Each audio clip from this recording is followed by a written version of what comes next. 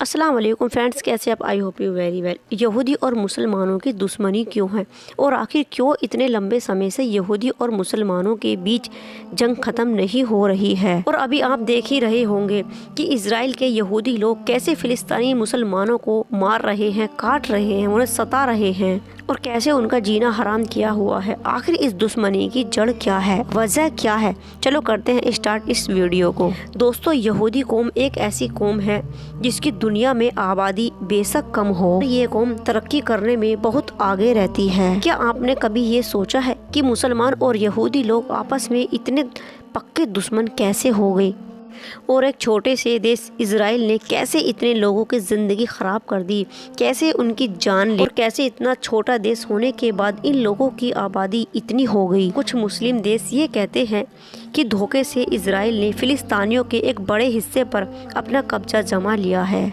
जबकि इजराइल कोई देश ही नहीं है। इसलिए कुछ मुस्लिम देश इजराइल को देश मानते ही नहीं हैं कि वो पूरा फिलिस्तीन ही है।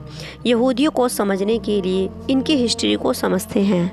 ये जो आप दीवार देख रहे हैं, इस दीवार को वेस्टर्न वॉल भी कहते हैं और इस दीवार को यहूदी लोग वो इज्जत देते हैं जो मुसलमान लोग काबा शरीफ को देते हैं। ये दीवार हैकले सुलेमानी का बचा हुआ हिस्सा है और पिछले 2000 सालों से यहूदी लोग इस दीवार पर आते जाते रहते हैं और इस दीवार पर अपना सर मारते हैं और रोते हैं और ये इस दीवार को गिरा भी कहते का मतलब होता है रोना। और हैकले सुलेमानी क्या है आप जानते होंगे या फिर नहीं जानते होंगे तो समझ लो दोस्तों, हैकले सुलेमानी कोई अलग जगह नहीं है बल्कि ये एक इबादत की जगह है, मुकद्दस है, यानी कि अक्सा मस्जिद। उसी को यहूदी लोग हैकले सुलेमानी कहते हैं। अल्लाह पाक ने हज़रत दाऊद अलैहिस्सलाम को नबी बनाया और हिकमत अता फरमाई और बादशाहत तो हज़रत दाऊद अलैहिस्सलाम ने इस अक्सा मस्जिद की दोबारा से तामीर अता फरमाई और जब हज़रत दाऊद अलैहिस्सलाम ने इस मस्जिद को दोबारा से तामीर शुरू करवाई तो हज़रत दाऊद अलैहिस्सलाम इंतकाल फरमा गए और फिर उनके बेटे हज़रत सुलेमान रज़ी अल्लाह ताला अन्हा ने इस मस्जिद की तामीर मुकम्मल करवाई, क्योंकि बहुत लंबे समय के बाद इस मस्जिद की तामीर पूरी हुई, क्योंकि हज़रत सुलेमान रज़ी अल्लाह ताला अन्हा ने इसको बनवाया तो इसका नाम हमेशा के लिए हैकले सुलेमानी पड़ गया। यहूदी लोग इसको हैकले सुलेमानी ही बोलते हैं और ताबूत सकीना भी इसी के अंदर महफूज करके रख दिया गया और जिस जगह ताबूत सकीना को रखा था वहाँ किसी को भी अंदर आने जाने की इजाज़त नहीं थी, सिर्फ बड़े बड़े यहूदी लोग ही जाया। हज़रत दाऊद अलैहिस्सलाम के बाद उनके बेटे हज़रत सुलेमान रज़ी अल्लाह ताला अन्हा ने इस मस्जिद को बनवाया, यानी हैकले सुलेमानी को बनवाया, तो ताबूत सकीना भी उसी के अंदर रख दिया गया। और जैसे जैसे वक्त बदलता चला गया ये यहूदी कौम भी बिगड़ती चली गई। इसराइल में एक के बाद एक नबी आते रहे और इस कौम को हिदायत करते रहे, समझाते रहे, पर ये नाफरमान कौम किसी की नहीं मानती थी और ये नबियों की बेहुरमती करते थे और किसी की भी बात को नहीं मानते थे। फिर अल्लाह पाक की तरफ से इनके ऊपर अजाब नाजिल हुआ। फिर 506 में ईसा पूर्व में बाबुल के एक बादशाह जिसका नाम बख्ते नसर था, उसकी यहूदी कौम से बहुत गहरी दुश्मनी थी, इसलिए उसने यहूदी कौम पर हमला कर दिया। यहूदी कौम के मुल्क को जीतने के बाद उन्होंने सकीना ए ताबूत को निकाल कर उसकी बेहुरमती की और यहूदियों के हाथों से ही हैकले सुलेमानी को तोड़वाया। वो रोते जाते और हैकले सुलेमानी को तोड़ते जाते। बाबुल के इस बादशाह ने 6 लाख यहूदियों को मार डाला और 2 लाख यहूदियों को अपने साथ कैदी बनाकर ले गया और अपने शहर में पहुंचने के बाद उसने एक नई बस्ती बनवाई और उस बस्ती का नाम लिल आबादी रखा और उनमें उन यहूदियों को आबाद किया जिन्हें वो कैद करके लाया था। और इसी चक्कर में ताबूत सकीना का पता ही नहीं चला कि वो कहाँ गया। फिर बाबुल बख्ते नसर पर अल्लाह का अजाब आया क्योंकि उसने ताबूत सकीना की बेहुरमती की थी। और फिर एक बादशाह जिसका नाम सारस था, उसने बाबुल शहर पर हमला और बाबुल को हरा दिया क्योंकि सारस एक रहमदिल इंसान था।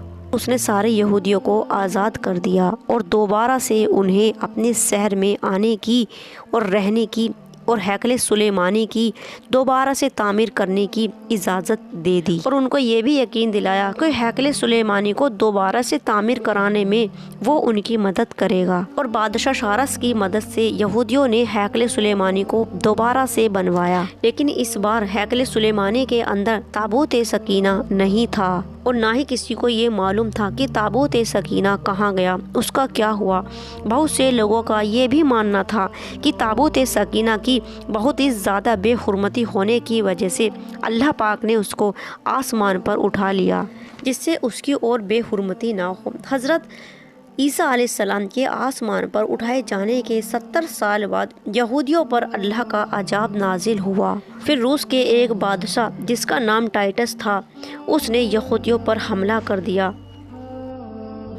اور ٹائٹس بخت نصر سے بھی زیادہ خطرناک بادشاہ، اور اس نے ایک دن میں لاکھوں یہودیوں کو قتل کروا دیا، اور پھر یروشلم پر بھی حملہ کر دیا، اور پھر ہیکل سلیمانی کو بھی توڑوا دیا، یہاں تک کہ انہیں یروشلم سے بھی باہر نکلوا دیا۔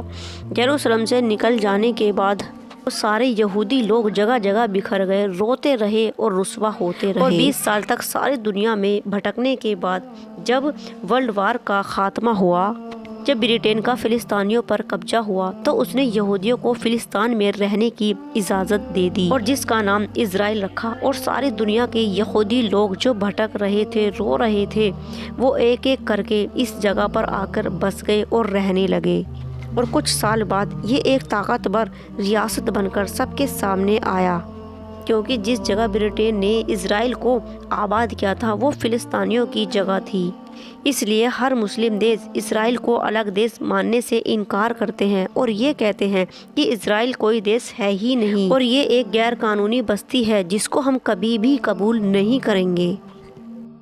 اور یہی وجہ ہے کہ مسلمانوں میں اور یہودیوں میں بہت بڑی دشمنی ہے، اور آج جہاں یہودی لوگ آباد ہو گئے ہیں وہاں کبھی ہیکل سلیمانی ہوا کرتا تھا۔ آج ان لوگوں نے سکینہ تابوت کو بھی ڈھونڈنا شروع کر دیا ہے۔ ان لوگوں کا ماننا ہے کہ سکینہ تابوت جس کے بھی پاس ہوگا وہ بہت طاقتور ہوگا، اس لیے سارے یہودی لوگ مل کر سکینہ تابوت کو ڈھونڈنے میں لگے ہوئے ہیں، اور تابوت سکینہ کو تلاش کر رہے ہیں، مسجد الاقصی کو شہید کر کے وہاں ہیکل سلیمانی بنا سکیں، کیونکہ آج سے 2000 سال پہلے جس جگہ ہیکل سلیمانی کا محل آج مسجد اقصی ہے، اور ہیکل سلیمانی سے پہلے وہاں الاقصی مسجد ہوا کرتی تھی، کیونکہ کعبہ شریف کے تعمیر ہونے کے 40 سال بعد مسجد اقصی کی بھی تعمیر کر دی گئی تھی، اور یہی وجہ ہے کہ یہودی لوگ مسلمانوں سے جنگ کرتے رہتے ہیں۔ اللہ پاک سے دعا ہے کہ اللہ پاک ہماری الاقصی مسجد کی حفاظت فرمائے،